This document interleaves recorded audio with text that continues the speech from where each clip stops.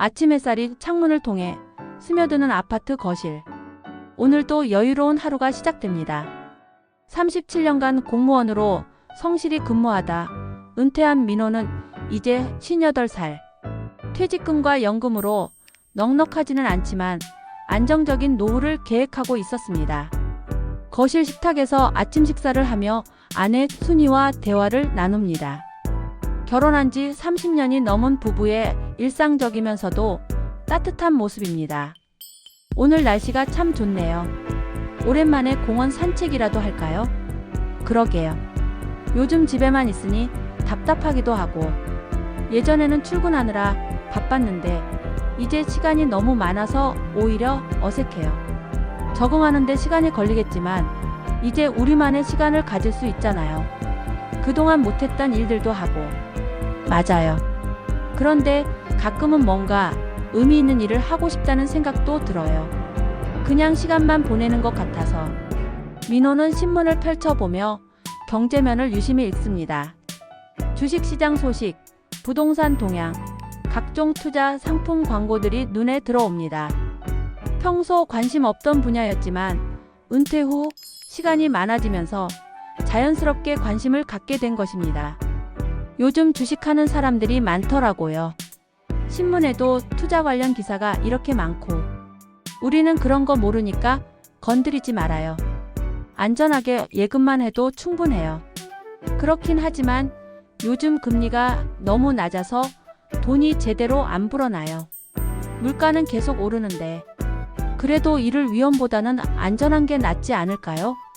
일주일 후 대학 동창 모임이 있는 날입니다. 오랜만에 만나는 친구들과의 반가운 시간. 강남의 한 카페에서 모임을 갖습니다.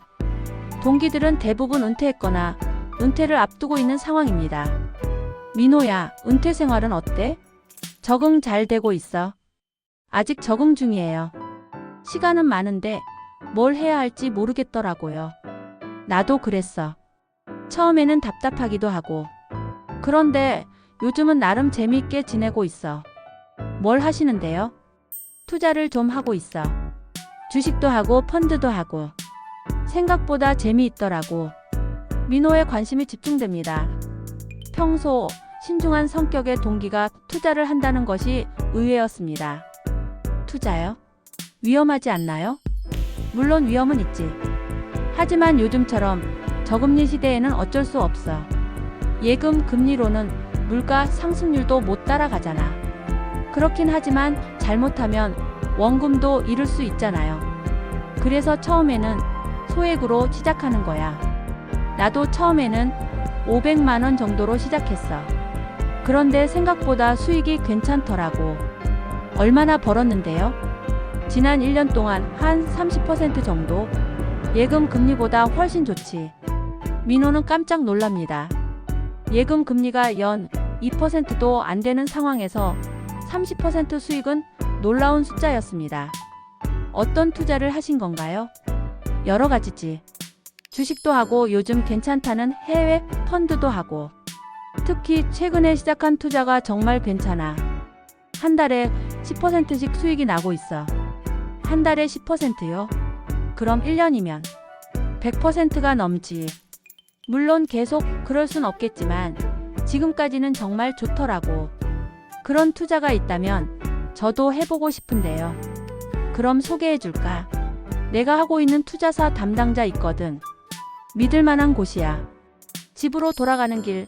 민호의 머릿속은 복잡합니다. 30%, 한 달에 10%라는 수익률이 계속 맴돕니다. 퇴직금 중 일부라도 투자해보면 어떨까 하는 생각이 듭니다. 집에 도착해서 아내에게 오늘 있었던 일을 이야기합니다. 동창 모임 어땠어요? 좋았어요. 다들 건강하고. 그런데 정수가 투자를 해서 수익을 많이 봤다더라고요. 투자요? 무슨 투자? 주식이나 펀드 그런 거요. 1년에 30% 벌었다고 하더라고요. 순이의 표정이 걱정스러워집니다. 그런 건 위험해요. 우리는 안전하게 사는 게 좋아요. 하지만 요즘 예금 금리로는 돈이 안 불어나잖아요. 물가는 계속 오르는데. 그래도 위험한 건 안 돼요. 우리 나이에 무슨 투자예요?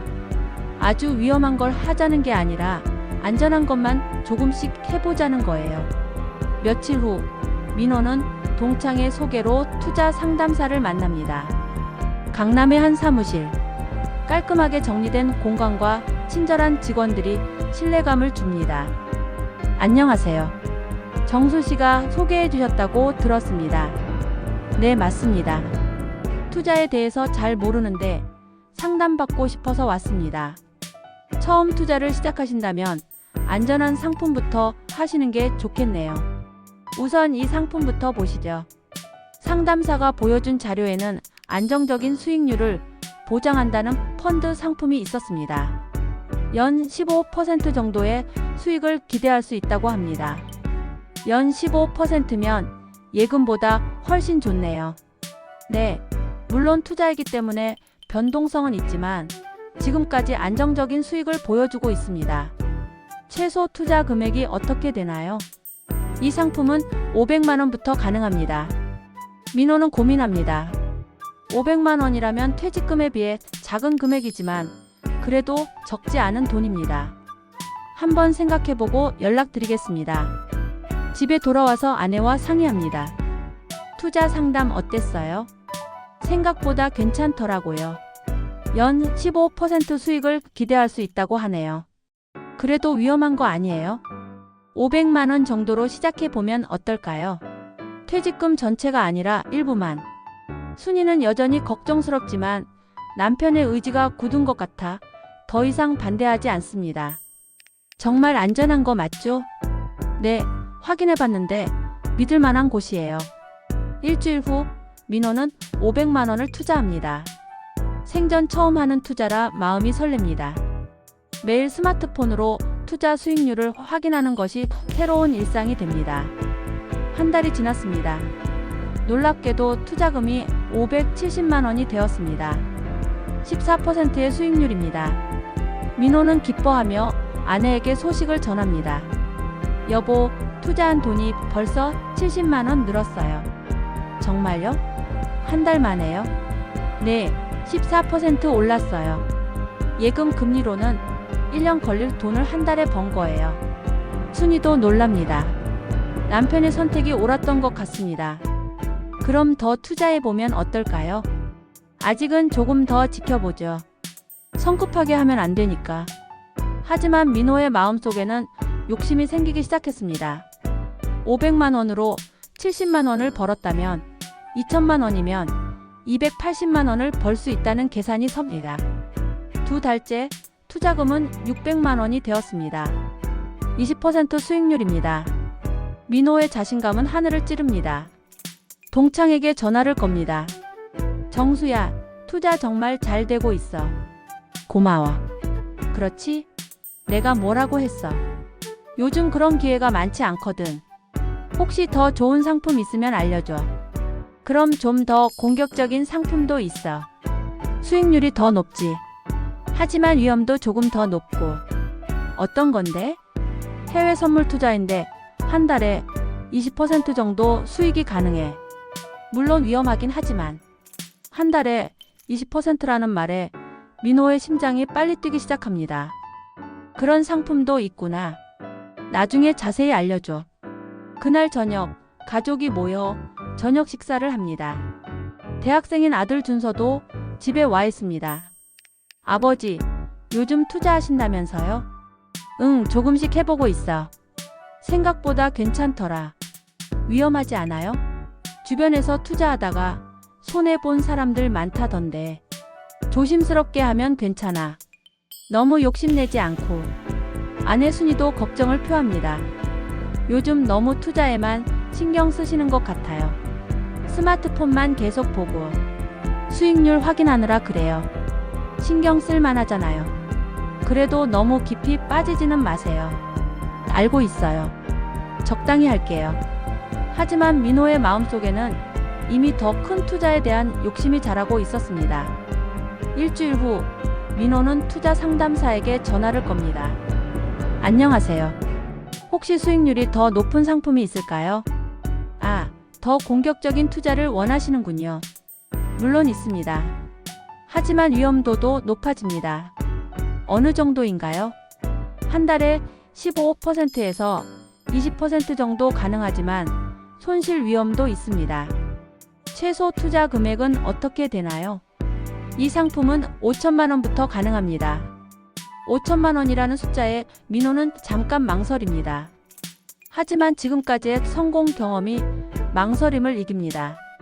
자세한 설명을 들어보고 싶습니다. 다음 날 사무실을 방문한 민호는 자세한 설명을 듣습니다. 해외 선물 투자라는 복잡한 상품이지만 수익률은 매력적입니다. 지금까지 수익률이 어떻게 됐나요? 최근 6개월간 평균 월 18% 정도입니다.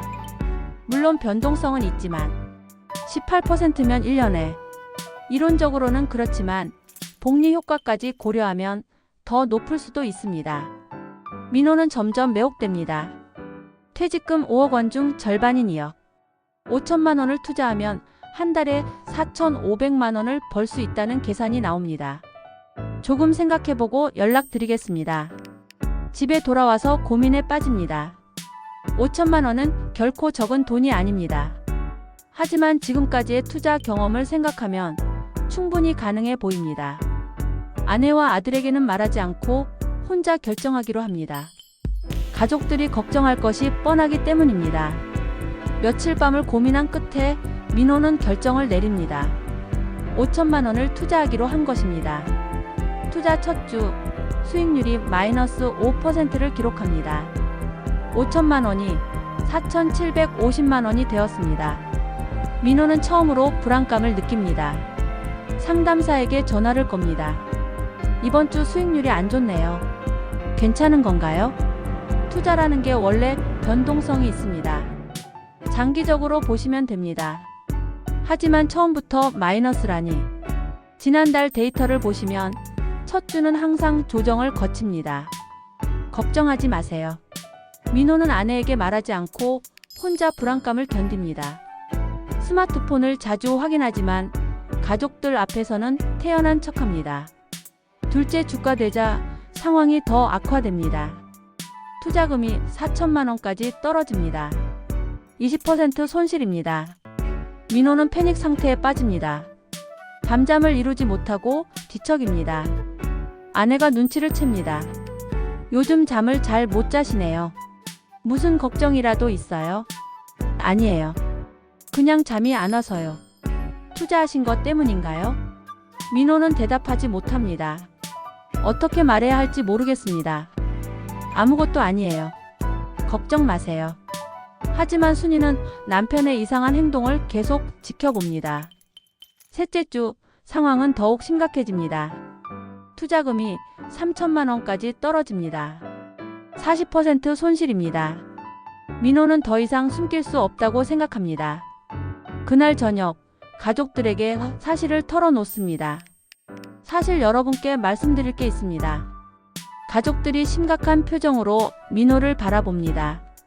투자를 좀 크게 했는데 지금 손실이 좀 많이 났습니다. 얼마나 투자하셨는데요? 5천만 원.